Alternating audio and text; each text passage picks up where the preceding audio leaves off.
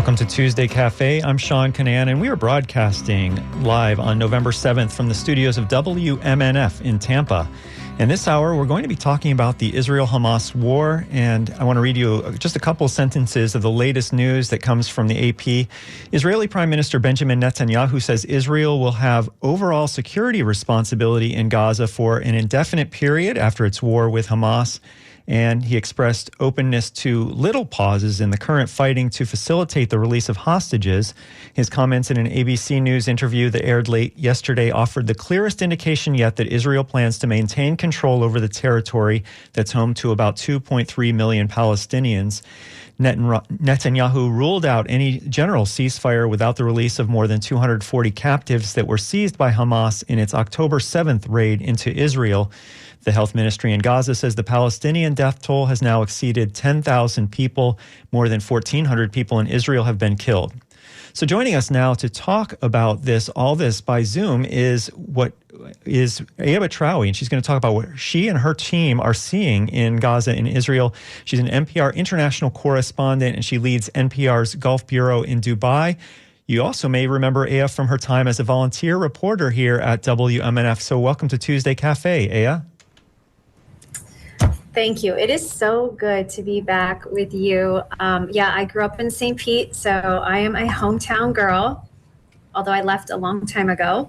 But I grew up in St. Pete, so a lot of those schools, Northeast High and Largo High School, and I also attended, I just lived in Northeast St. Pete and went to the University of South Florida, got my my Mass Comm degree and Histories degrees from there. So good. And I have to say, like, WNF feels like home to me. It's like where I got my first shot at radio and where I kind of learned what it's like to work in a community radio station and how important local radio and local support for WMNF really is. So thank you so much for having me back. Well, I'm really glad you could join us, and congratulations on all you've done since you left the area. A very successful career with AP, now with NPR, and maybe we'll talk a little bit more about all that as we go out through the interview. Let's start about rewinding to about a month ago, and where were you on October 7th, and then what happened? Where did NPR send you right after October 7th? So October 7th was the day that Israelis say around 2,000 militants from the Gaza Strip infiltrated Israel. And you might remember, of course, the shocking images of them on motorboats or speedboats of some kind, parachutes, busting through the partition wall between Gaza and Israel.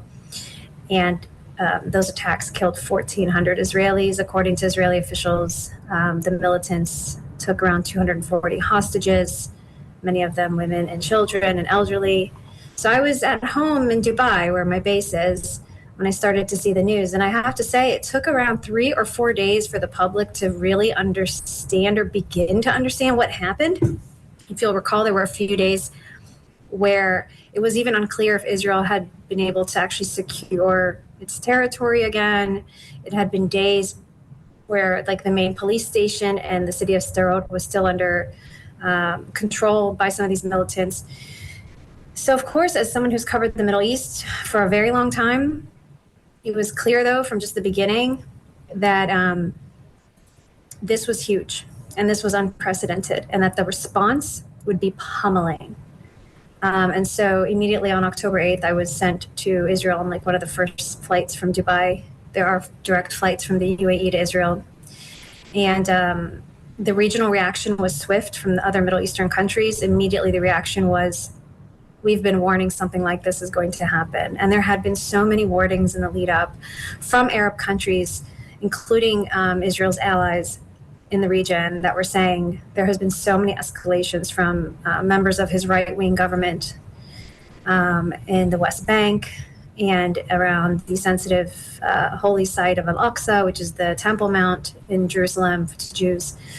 And so, as much as it was a stunning surprise to many, it also did seem to some to be something that almost was inevitable, given just how sensitive and how escalatory everything had been in the lead up. And where were you stationed in Israel? I spent the first few days in Tel Aviv talking to people there, making phone calls to people in Gaza as well from there, just getting a sense of the grief and the shock and the pain that everybody was feeling. I also attended a press conference by the relatives of Israeli-American hostages who were taken. And I met a girl there named Ayana Nate. Her mother, Ariana Nate, was taken. We have a clip from her if you want to play it.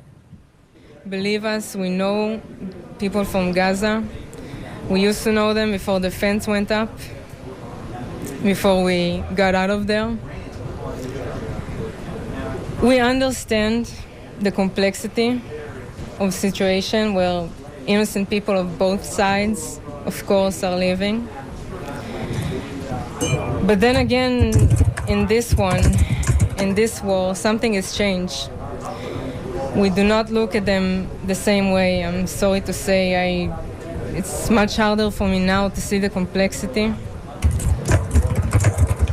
Thousands and thousands of Hamas terrorists are active terrorists, trained, armed in the Gaza Strip. Everybody in the Gaza Strip has a family member who's in it. And now how can we tell apart?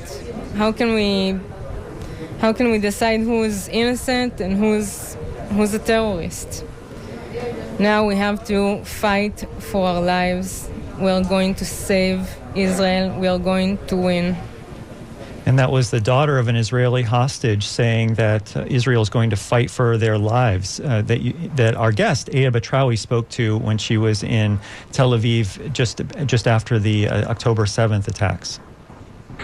Yeah, I mean, her mother was a nurse. She's an American Israeli nurse. And here's the thing that she was saying to me. That she grew up in one of these kibbutz that are in the south, very leftist kibbutz, she said, very left-leaning. And she said that she grew up actually knowing people in Gaza before there had been this massive withdrawal from Gaza by Israeli settlers, and they took down the settlements there and Israeli building blocks, and then they partitioned and sort of just like closed off Gaza from the rest of Israel. So this was a totally different era. Like, people might not even remember that this was the case, that they actually used to live together in the same area, and maybe it wasn't, like that neighborly, but they used to share the same coastline and the same beach. And she's saying, like, and I think what was so interesting about her quote is kind of how she says, like, I just don't see them the same anymore. And I don't think I can differentiate between civilians and Hamas. And I think that's a very interesting thing to say, because what we're also seeing in Gaza are staggering numbers that we have never seen before in these conflicts. And I've talked to so many people who've worked for so long on Gaza, doctors, aid workers, UN representatives who've been in and out of Gaza for years, and they've never seen what we're seeing. In just 1 month, there have been over 10,300 deaths, according to the Palestinian health officials there. There have been over 4,300 children killed. The latest figures today, and those numbers are rising every day, the latest figures are 26,000 wounded in the Gaza Strip, and 1,300 children missing under the rubble still. 1,000 unidentified bodies, mass graves. The situation is so bad that they haven't had time to identify the people they're burying. And it's so dire that I've been hearing from doctors and people in the northern part of Gaza that they aren't even able to reach the wounded. And so they're digging with their bare hands. You've probably seen these on social media, on videos on social media, people digging with their bare hands, unable to reach to these people. So there are people who are trapped under the rubble that are alive, and they cannot be saved. Bread lines have been bombed. Hospitals have been bombed. Schools, UN shelters have been bombed. Over 200,000 homes, according to the Palestinians, have been destroyed. Universities have been bombed. You have ambulances have been bombed. We just had a convoy of ambulances on Friday out front of the biggest hospital in Gaza, Al-Shifa Hospital, bombed. The Palestinian Red Crescent says their ambulance was carrying a 35-year-old woman who was critically injured to south to the Rafah crossing so she could get treatment in Egypt. And they said that their ambulance was attacked by an Israeli missile. And that attack killed 15 people outside of the hospital and wounded 60 others. It was a horrific scene of just carnage. Israel says it was attacking an ambulance, and they claim that the ambulance was carrying a Hamas person. But the Palestinian Red Crescent gave the name and the age of the woman in that ambulance. So it's really unclear, when these claims are made, how Israel is deciding what to strike. But one thing that's very clear, I think, to many people is that the scale of this is unimaginable. These are the words I hear from people. We have more quotes if you want to play. Like if you want to play, for example, what I was told by Dr. Natalie Thurtle. She used to run Doctors Without Borders program for the Palestinian territories until 2021. I reached her recently, and if you want, you can play what she says. Yeah, and before we get to Doctors Without Borders, Dr. Natalie Thurtle, I want to remind people that our guest is Aya Batrawy. She's an NPR international correspondent. She leads NPR's Gulf Bureau in Dubai, and we're talking about the latest news from the fighting between Israel and Hamas. This is Tuesday Cafe. I'm Sean Canan, and we're broadcasting from the studios of WMNF in Tampa. So here's a minute and a half soundbite of this Dr. Natalie Thurtle from MSF, which is Doctors Without Borders. Actually, in general, in the humanitarian context in which I've worked, the scale of this is shocking.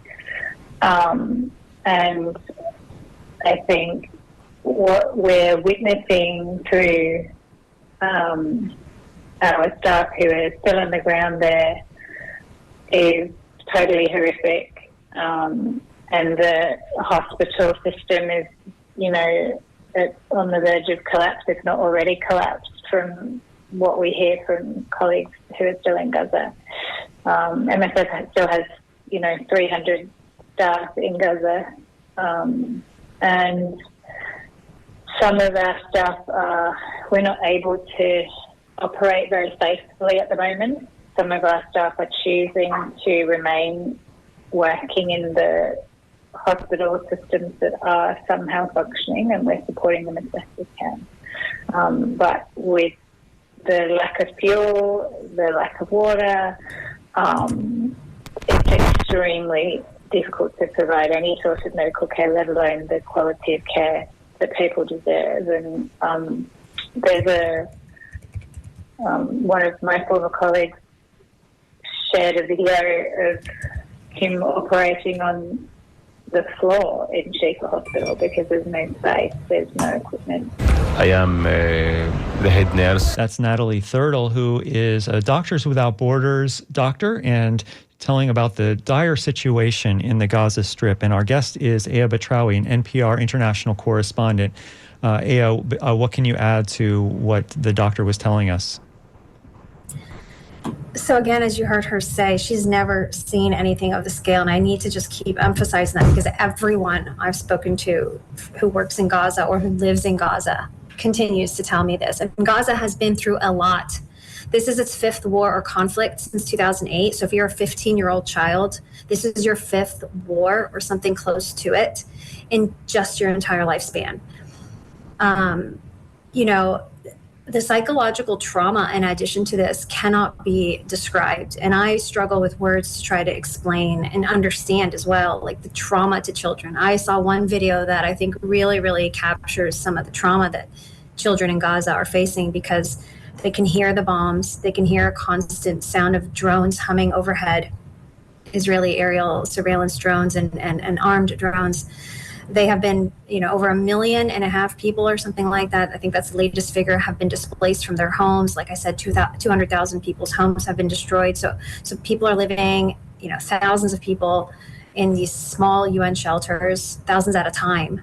There's no clean water for a lot of them. There's not enough food coming in. Israel had put Gaza basically under full siege with just a small trickle of aid trucks being able to come in through Egypt. And even then, most of those trucks, almost all of them, can only distribute to certain parts of Gaza in the south. They cannot reach hundreds of thousands of people still in the north.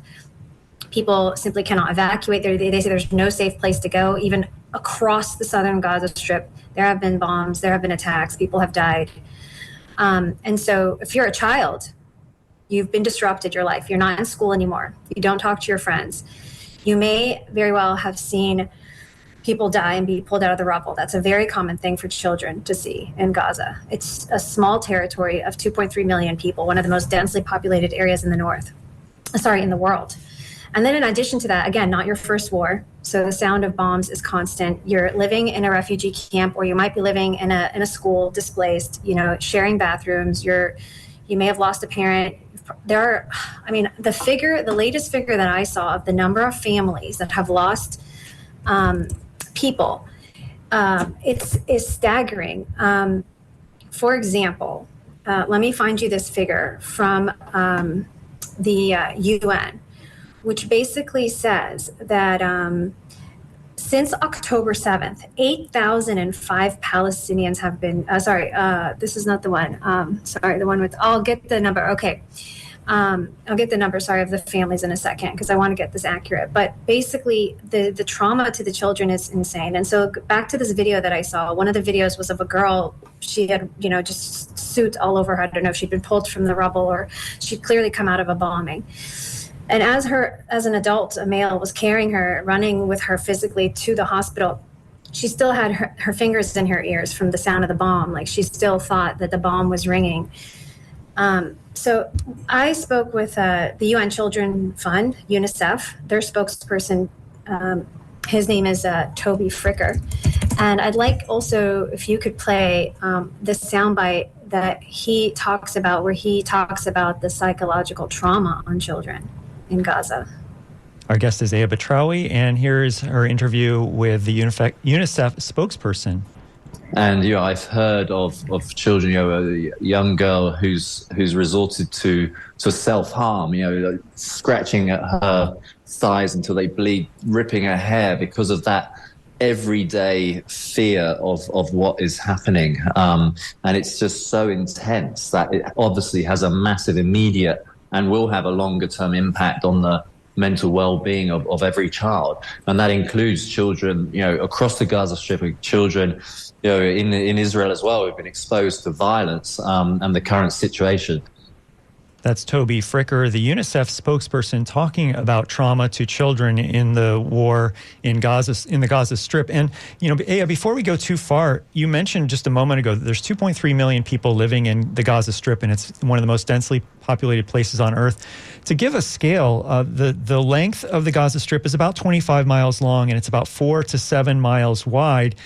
And just for comparison, Pinellas County is 38 miles long. So you could fit the Gaza Strip easily within Pinellas County. And the population of Pinellas, which is the most densely populated county in Florida, is less than 1 million people. So there's 2.3 million people in the Gaza Strip, just to give people an idea of how densely populated it is. There are big cities there. There are refugee camps that have turned into permanent camps, essentially, because there's really no place for these people to go. There's a small crossing into Egypt that's mostly closed. What else can you tell us just about the geography and what else we might need to know about that area of the world? I mean, a lot of the people that live there are refugees. So these are people who had been displaced either forcibly or, felt like they had to leave when Israel was created in 1948.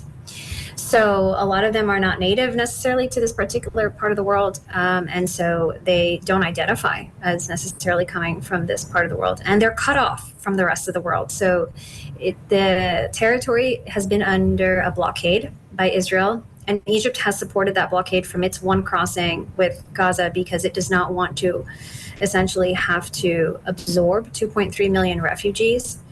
And I can explain that in a second, as well, as there's been some pressure on Egypt to do that now. But this has mainly been an Israeli blockade. And so, these people say that they are on a calorie-strict diet, like only a certain amount of trucks can go in every day before the war to provide food. There was already,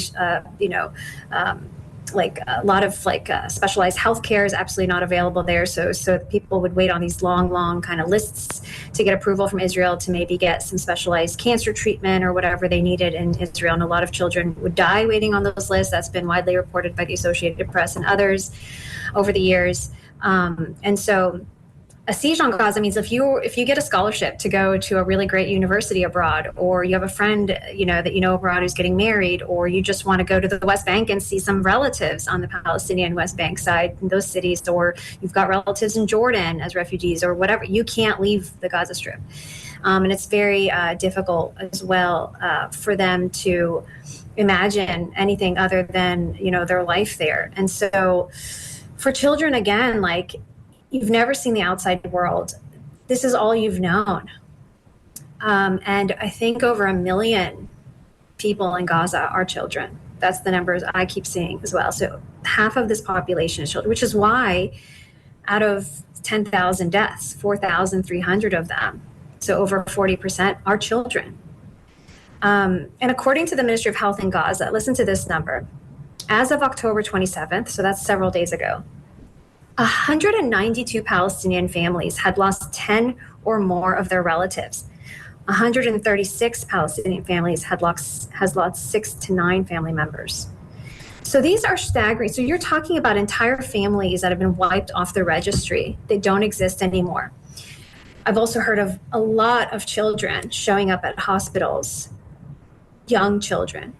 Nobody knows who they are. No one knows who their relatives are. They don't have adults with them because their families have been killed or under the rubble. And these children are traumatized. And they're like 3 years old and 2 years old and babies. They don't even know their full names. They don't know, their parents' names. They don't know their addresses. They can't talk. And again, because of the displacement of families, it's very hard for families to check and ask hospitals, and hospitals are so overwhelmed. They're at beyond capacity. Hospitals are beyond their capacity.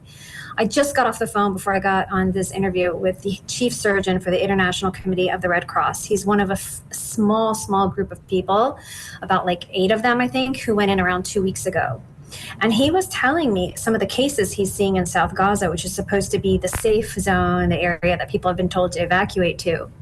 And he was just talking about the kinds of injuries he's seeing to children and to people. And he was talking about this one guy that he was just about to go operate on. He had to hang up with me because this guy's sitting on the operating table. He'd lost 11 members of his family. No one knows, none of his family members are around. No one is alive. There was one guy in America who might be related to him that was calling on the phone to ask. He's got severe burns on 40% of his body, shrapnel throughout his body. I mean, these are the kinds of cases doctors are seeing every day. And I think, if you're sitting in Tampa, you're sitting in St. Pete, you're sort of how does this impact me? What does this have to do with me? And I think if you want, Sean, we can take a step back also and sort of talk about the U.S. position in all of this. Yeah, we'll certainly talk about that. I want to remind people that we're talking with Aya Batrawy, an NPR international correspondent. She leads NPR's Gulf Bureau in Dubai, and we're talking about the latest news in the fighting between Israel and Hamas. You're listening to Tuesday Cafe. I'm Sean Canan, and we're broadcasting from the studios of WMNF in Tampa. And you mentioned a moment ago about why all these residents of Gaza, these 2.3 million people, can't just exit and just live in Egypt, for example. And there's a quote that I read in the Times of Israel. There was a far-right minister in the Knesset who has said that that the population of Gaza should go to Ireland or go to the deserts, which presumably he means perhaps the Sinai Desert, which is part of Egypt. And you mentioned a moment ago that there are issues, there are problems, concerns with having the residents of Gaza go elsewhere. How would you respond to those things? Yeah, there was also a cabinet minister on Sunday who said that. Amichai Eliyahu is his name. Yeah, I may have misspoken when I said he was in the Knesset. I'm sorry. Okay. Yeah. I mean, no, because a lot of people have said that as well. So it may have been more than one person. And he also said that dropping a nuclear bomb on Gaza is an option. He also described all of the people in Gaza as monsters and said there are no uninvolved civilians. That is not necessarily the view of every Israeli. I spent time in Israel, and there's a wide range of views. and there are views that are more thoughtful and more, careful in their considerations. There are views that bombing all of Gaza is not going to solve this. There are, people whose children have been taken hostage who don't want to see other children being killed in Gaza as a result. But I think his views definitely cannot be dismissed as some lone opinion. He's a member of cabinet, and he does represent some of the very hardline views in Israel. So that is a view. So what we understand is that there has been pressure on on Egypt building to accept Palestinians from the Gaza Strip. And the Egyptian president himself actually came out and said that there is basically a plan to do this, and that the siege on Gaza to essentially starve people, keep them from being able to access clean water to drink or to shower with. People are unable to find flour to bake bread. There's no electricity. There's no fuel coming in. Generators at hospitals are shutting down. All of this is meant to push people into Egypt, the Sinai Peninsula, which borders Gaza. But he said that this would be a really bad idea because, first of all, Palestinians don't want to leave their homes under this kind of threat. They want to stay and live in peace in their homes. Number two, Egypt doesn't believe that they'll be allowed back. We've seen time and time again over generations, Palestinians leaving, being displaced, and never being allowed to return. So there's real threats that this would be a permanent displacement. Egypt has a huge economic crisis and an overpopulation problem. The president continues to talk about that over and over again. I don't know that it can absorb 2.3 million people. But also he said that, Palestinians' resistance to Israel will continue if they were to move to Egypt. And that would draw Israel and them into conflict and draw Egypt into a conflict with Israel, which Egypt doesn't want to do. Egypt has a peace treaty with Israel. It was the first Arab country to do that. So there are real concerns that this is regional and that this is impacting a lot of countries and a lot of people around the region. Our guest is Aya Batrawy, NPR international correspondent. She leads NPR's Gulf Bureau in Dubai, and we're talking about Israel-Hamas war. And this is Tuesday Cafe. I'm Sean Canan. We're broadcasting from the studios of WMNF in Tampa. And we'll get, I'm sure, later in the program, we'll talk about how the U.S. is involved and what the U.S.'s role is in this. But let's take a call right now because we're broadcasting live on November 7th. And we have a call here from Simon. Let's see what Simon has to say. Hi, Simon. Hi, good morning. Thank you very much for taking my call. I hope that the International Red Cross can make a visit to the hostages and can tell the world they're safe. You've written about the Muslim Brotherhood a great deal, and I think of Sai Qutb. What comes to mind is the Hama massacre, and a lot of refugees went to where you live in the Emirates. I don't think you want Israel to fight wars the way Arab and Muslim countries fight wars. All right, let's see what Aya has to say about that. What can you tell us? Most of us are not don't have all that information on the tip of our tongues like Simon does. So fill in what was he talking about and respond to him if you don't mind, Aya. Sure. So on the issue of the Muslim Brotherhood, yes, Hamas is an offshoot of the Muslim Brotherhood from the 1970s, but it is not a direct arm of the Muslim Brotherhood, and it has gone into multiple, tried to have multiple agreements and with Fatah, the rival authority in the West Bank, and the U.S. actually asked Qatar in the 1990s to open a Hamas office in Doha because the U.S. did not want to have to deal directly with Hamas.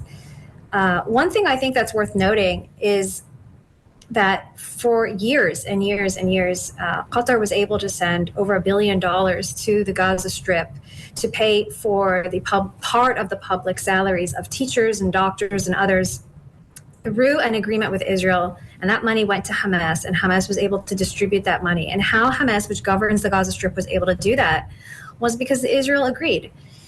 So people who support this policy in Israel say it was important because it helped keep Hamas kind of keeping the status quo in place, and it sort of allowed the Gaza Strip not to completely collapse.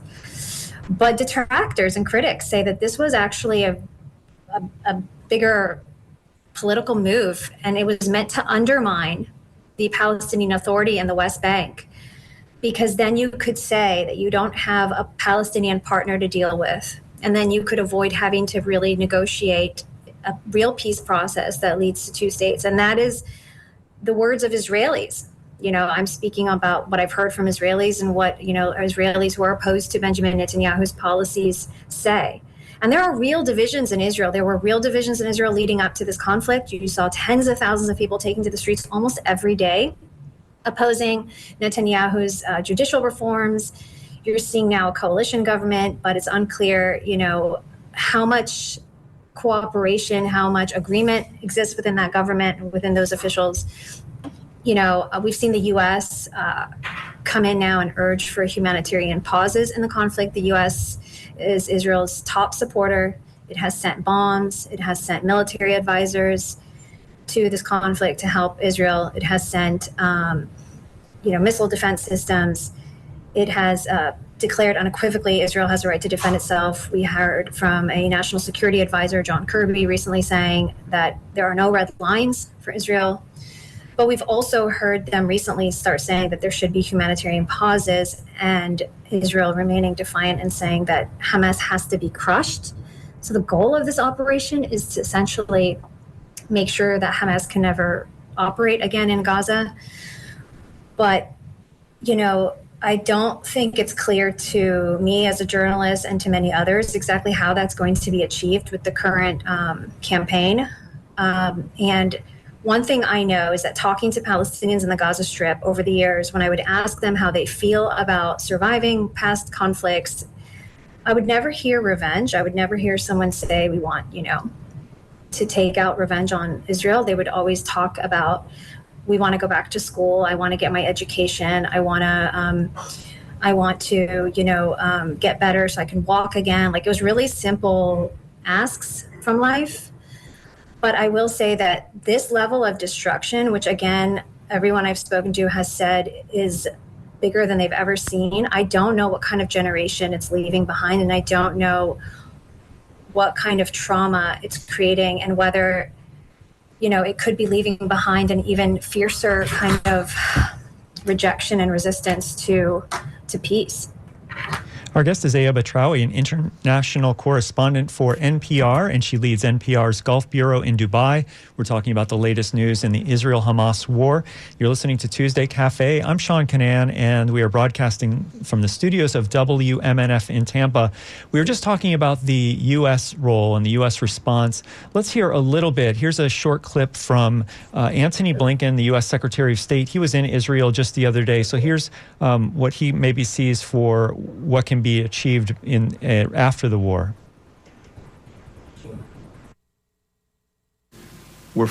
Even as we work toward progress on each of these urgent needs, we're focused on setting the conditions for a durable and sustainable peace and security. The United States continues to believe that the best viable path, indeed the only path, is through a two-state solution. That's the only guarantor of a secure Jewish and democratic Israel, the only guarantor of Palestinians realizing their legitimate right to live in a state of their own, enjoying equal measures of security, freedom, opportunity, and dignity. The only way to end a cycle of violence once and for all. And it's precisely now, in the darkest moments, that we have to fight hardest to preserve a path of stability, of security, of opportunity, of integration, of prosperity, and of peace. Well, that's Antony Blinken, the Secretary of State from the U.S., speaking in Israel the other day about a durable peace that would happen after this conflict is over, about how there would be two states, a Jewish and democratic state and a Palestinian state. So, Aya, your thoughts on hearing the Secretary of State speaking there? If I heard what he was saying and I didn't know what was happening in Gaza, I would say that sounds incredibly hopeful. But also, I just don't see how his words right now and those aspirations align with what we're seeing on the ground. But one thing he did say that I think was telling was he said we have to fight to preserve the path to freedom, prosperity, and peace. I think he said that. I've heard that a bit too in Israel, that you have to fight for peace. And it's kind of an oxymoron if you think about it, that you have to fight a war to get to peace, that you have to bomb to reach peace. One of the people that I met when I was in Israel was a former IDF soldier, former soldier from the Israeli military, who actually had he served in the West Bank, and he was part of the occupation there.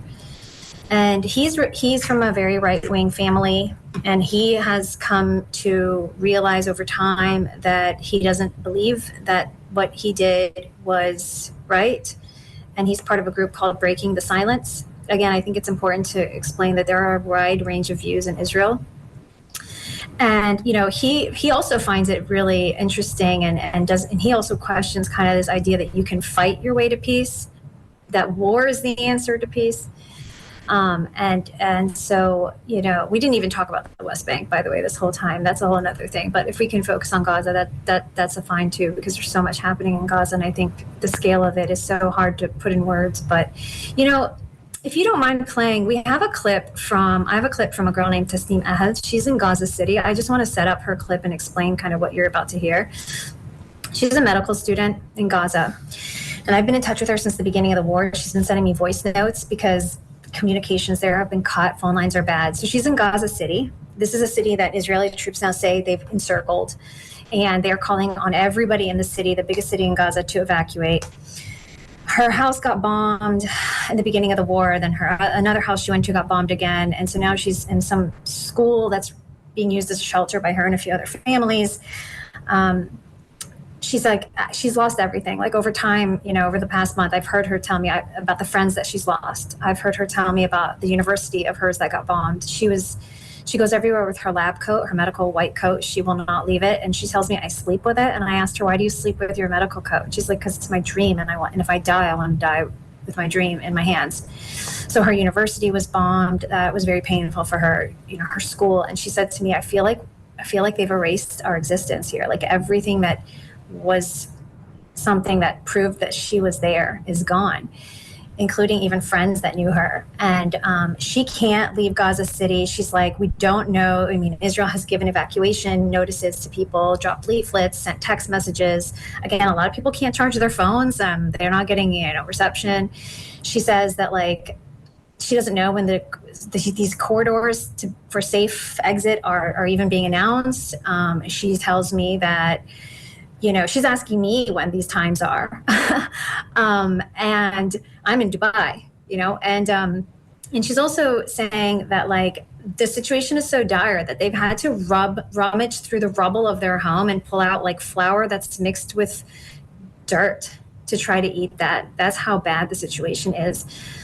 And I just want to warn listeners, there is some gunfire, I think missile tank fire. She says this is missile fire from a plane, an Israeli plane or something, Israeli warplane. But yeah, this is a voice note she sent me yesterday from Gaza City. And her name again? Tasneem Ahad. And she's a medical student in Gaza City. Here's her voice.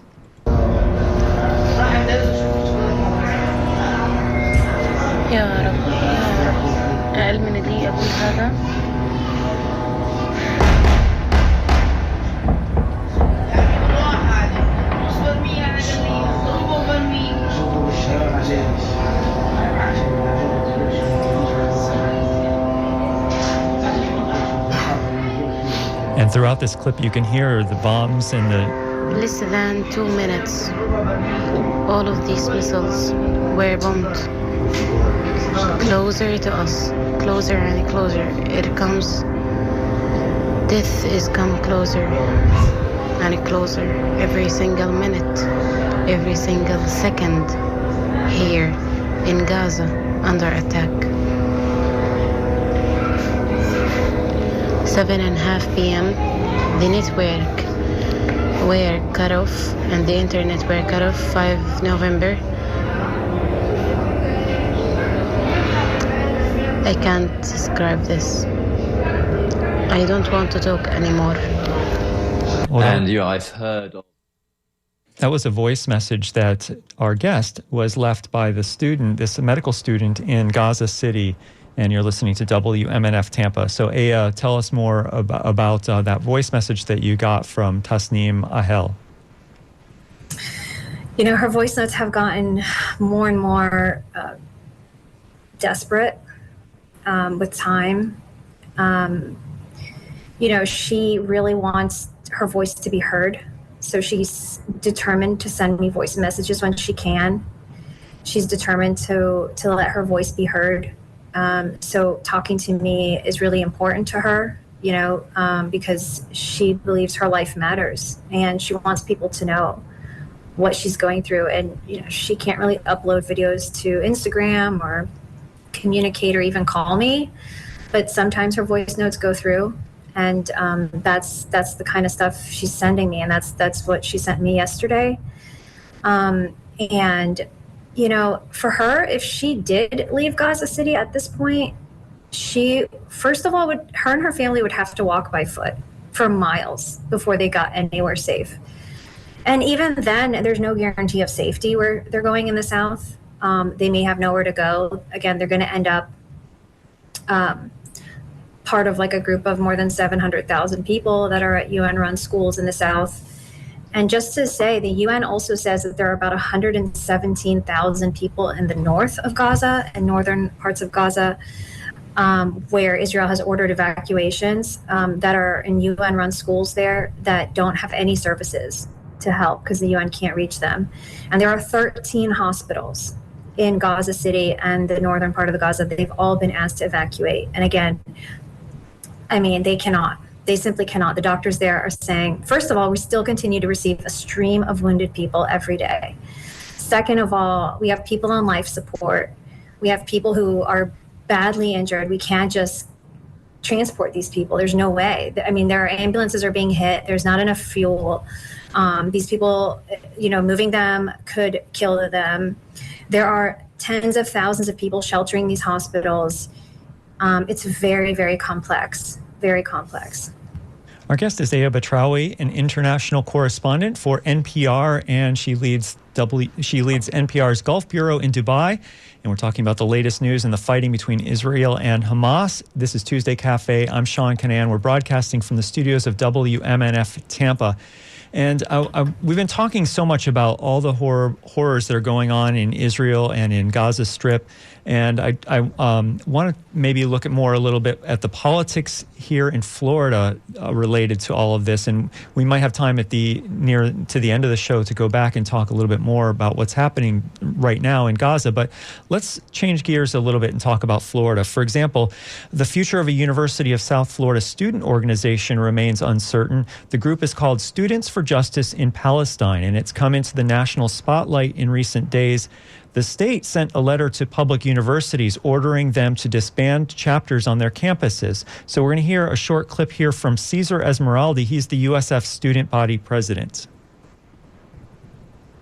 We are in communication with administration, and also I know they're in communication with the chancellor and their administration as well to fully understand what the letter means and what the implications could be. And Chancellor Ray Rodriguez sent the letter to university presidents at the direction of Governor Ron DeSantis. The letter does not give schools a deadline to act, but it does say that if they do not follow the order to disband Students for Justice in Palestine, that school officials could face penalties, including suspension. USF officials have not yet said which steps or what steps that is that they're taking in regards to this group. So I want to ask our guest, Aya Batrawy, who also was a student at USF, what are your thoughts about an international conflict like this spilling over to student groups at state universities here in Florida?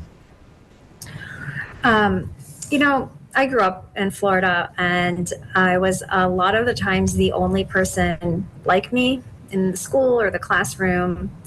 I remember when I first moved to St. Pete, there were no mosques in St. Pete. This is in the 80s, early 80s. So my dad and his generation of first generation kind of immigrants, doctors and engineers and whatnot, moving to Florida, and Florida needed dentists, which my father is, so they gladly accepted, him and his skills in Florida. And there were no mosques, and so I know kind of what it's like, at least in that era, to maybe have a different perspective than others on certain conflicts that are really, really far away, or to have a different understanding of those conflicts. And I remember also being at University of South Florida in the aftermath of 9/11. And that was a really, really difficult time to be a Muslim American, because on the one hand, you're grieving with Americans, and you're shocked and you're horrified and you're sick to your stomach with 9/11 and what happened. And you're so angry that people did this in the name of Islam. And, you're just horrified. At the same time, you're forced to apologize for something that you would never, ever condone or consider. You're forced to be the representative of a billion people, and you're forced to also, you face a lot of scrutiny. And I don't always look like where I'm from. Like, no one can really tell where I'm from when they first look at me or my background. So people would speak freely in front of me, and I would hear sort of how people really felt. And it was really hard. It was really, really hard. And I do feel like a lot of students now are going through that again. There's a huge spike, unfortunately, in both anti-Semitism, acts against Jewish people and also acts against Muslims. And it's really sad to see universities caught up in this, because I do believe in free speech. I think we all do. And I think we all believe in, the ability, especially as a student, to be able to ask tough questions and engage in really rigorous critical thinking. But Florida's always sort of been, I think, a place where, boundaries are tested, and where views are really sharp, and yeah, I feel for all the students that are struggling to belong. I feel for all the students that feel like they're being targeted because of their faith, wherever they're from. And, I hope that, Florida is a welcoming and friendly place for you, and more than it was when I was growing up. Well, on that same note of Florida, there's a special session that started yesterday of the Florida legislature, and it was called really, there's several things they're going to take up, but a lot of why it was called had to do with increasing state sanctions on Iran for Iran's alleged support of Hamas and so forth. So let's hear this short story from a reporter up in Tallahassee about yesterday's first day of this Florida special session and how it has to do with this conflict that we're talking about this hour. Florida lawmakers kicked off this special session yesterday. Regan McCarthy reports they'll take up several measures that are aimed at signaling the state's support for Israel. In her opening remarks, State Senate President Kathleen Passidomo said Governor Ron DeSantis is committed to supporting Israel. And she said DeSantis wants to ensure Florida has tough sanctions against any regime that, quote, supports terrorism. His continuous leadership makes it clear that Florida will not tolerate anti-Semitism or hatred of any kind. Florida lawmakers are slated to take up 3 bills relating to the Israel-Hamas war. One would expand restrictions on state investment in businesses with ties to Iran. Lawmakers will also consider a bill to ramp up security at Jewish day schools and temples, and they're expected to pass a resolution in support of Israel. I'm Regan McCarthy. Well, thanks for that report out of Tallahassee from Regan McCarthy. And I want to ask my guest, Aya Batrawy, about that, about how the Florida legislature is dealing with this faraway situation that really hits home, I think, emotionally for all of us. But it seems like it might not be really a state issue to deal with some of these things. Any thoughts about that, Aya?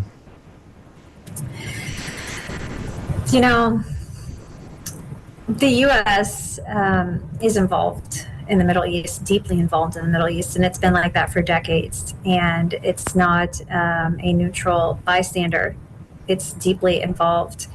And it has tried and failed over the years to be an arbiter or a mediator between the Palestinians and the Israelis. And we're seeing now, exactly what that looks like. All those years of saying one thing and policies showing another. And, it does have an impact on the U.S. and what happens in the U.S. You saw, you've seen hate crimes spike in the U.S. again against Jewish communities and Muslim communities. You're seeing it not just on college campuses, but even among people. There was a young Muslim boy who was stabbed to death in America, a 6-year-old, I believe. I think everyone's heard this story, and they're looking into whether that was actually a hate crime, and they believe it was related to the Israeli conflict in Gaza right now. So this isn't the world just isn't isolated. Like, we're all connected nowadays. Something that happened, we saw that with COVID-19, just like how quickly the world is connected and impacted by something that happened in China, and we all got impacted by it. And so this is a hard one to look at. This is a very difficult story to look at, but I encourage people to keep doing their research, turning to mainstream news organizations and their community radio stations like this, to keep listening, to keep hearing, to keep staying informed, because the bare minimum, you should have the facts. At the bare minimum, you should have the facts. And we're lucky enough that we have access to so much information, Our guest is Aya Batrawy, NPR correspondent, international correspondent, and she leads NPR's Gulf Bureau in Dubai. We're talking about the latest news in the fighting between Israel and Hamas. This is Tuesday Cafe. I'm Sean Canan. We're broadcasting live on November 7th from the studios of WMNF in Tampa, and I'm happy to read your emails or your texts. And let me see what Twinkle has to say. She says, "Thank your guest. What an incredible show. It's heartbreaking, but so wonderful to have her perspective." So thank you for that note, Twinkle. We appreciate that you're listening in and that you appreciate our guests. Let me ask you what we know about. You were mentioning the media coverage, and there's been a lot. To me, it seems like there's so much on the ground reporting. We're hearing from people, whether it's because they're sending us information from Gaza, from their firsthand testimonials. It's not just reporters that we're hearing from, but we also are hearing from CNN's Fareed Zakaria, who says, as a condition to enter Gaza under IDF air support, that's the Israeli military, outlets have to submit all materials and footage to the Israeli military for review prior to publication, and CNN agreed to those terms. So during your reporting, you weren't embedded with the IDF when they were in Gaza, but what kind of censorship on any side have you had to face in this conflict? Luckily, I work for a news organization that is really, really wonderful. And so I've had so much support to just keep telling the facts and telling the story. We have an incredible producer in Gaza named Enes Baba, who's on the ground risking his life every day to tell the story, to get us material, to get us sound, to tell us what's happening. We have, support staff in Egypt and in, as far as London, even just keeping their eyes on this. Palestinian support staff in Jerusalem, and so many people on the ground as well, like being flown into Tel Aviv and stuff. So, I didn't face any censorship or anything like that. But you do get caught up, I think, as a journalist, in how to tell the story, because again, the scale almost exceeds the language that we have. How many times can someone tell you the word catastrophe or unimaginable or horrific for it to make sense? I mean, the numbers, 10,300 people, 4,000 plus children. Each one of those people is a life. Each one of those people was loved, knew somebody, was somebody's mother, was somebody's child, was somebody's father, was somebody's brother, was somebody's, somebody's life. And then same on the Israeli side, 1,400 people killed in those attacks. And then you also have, 240 people taken hostage. And, I'm grateful for a lot of the coverage that's gone into covering the lives of those hostages. A colleague of mine did a story looking at some of them, and they're heartbreaking. Like, one of them is a kid with autism, another person was, a young girl. Some of them, I think one is a Holocaust survivor, a grandmother. And so it's just it's difficult, it's a painful story for a lot of people. It's painful for us as journalists to have to look at this and cover it every day. I'm not going to sugarcoat that. It's a really, really difficult story. And I think words we try to find the words every day. We try to tell the stories and raise the voices of people, but it's a really tricky one. On that note, I want to thank you very much for coming on WMNF today. Aya Batrawy, thanks for being generous and giving an hour of your time to let your audience back home, let them know what's happening out there in the world. So thank you, Aya Batrawy, NPR correspondent. Thanks, Sean. Thank you so much for your show and for WMNF. And I'm so grateful for all the listener support that goes into the station. It's so important to the community out there. So thank you all for your support to the station. And thank you, Sean, for your support and your commitment to your audience. Well, thanks, Aya. Aya is an NPR international correspondent. She leads